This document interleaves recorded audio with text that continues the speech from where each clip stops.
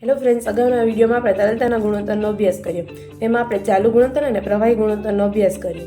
તો તરલતાનું ગુણોત્તર એ ધંધાની ટૂંકા ગાળાની સદ્ધરતા દર્શાવતું હતું. આજે આપણે સદ્ધરતાના ગુણોત્તરનો અભ્યાસ કરીશું.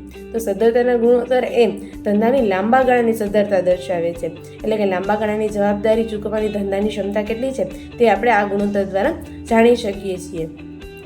તો તેના 4 પ્રકાર છે: દેવા ઇક્વિટી ગુણોત્તર, કુલ મિલકતો અને દેવાનો ગુણોત્તર, માલિકી ગુણોત્તર અને વ્યાજ આવરણનો ગુણોત્તર. તેમાં પહેલું આવે છે દેવા ઇક્વિટી ગુણોત્તર. તો દેવા ઇક્વિટી ગુણોત્તર એ ધંધાના લાંબા ગાળાના દેવા અને ઇક્વિટી ભંડોળ વચ્ચે સંબંધ દર્શાવે છે. એટલે કે ધંધાની લાંબા ગાળાની જવાબદારી અને માલિકીના ભંડોળ વચ્ચેનો સંબંધ દર્શાવે છે. આ ગુણોત્તર જો ઓછું આવે તો ધંધાની સદ્ધરતા ઓછી છે તેમ આપણે કહી શકીએ. તો તેનું સૂત્ર છે દેવા એટલે કે બિનચાલુ દેવા છેદમાં ઇક્વિટી, શેર હોલ્ડર્સના ભંડોળો. તો દેવામાં અહીં લાંબા ગાળાની લીધેલી ધિરાણો અને લાંબા ગાળાના દેવાનો સમાવેશ થશે. અને શેર હોલ્ડર્સના ભંડોળોમાં ઇક્વિટી શેર મૂડી, પ્રેફરન્સ શેર મૂડી, અનામત અને વધારો જેવી બાબતોનો સમાવેશ થશે. તો આ ગુણોત્તર દ્વારા આપણે શું જાણી શકીએ છીએ?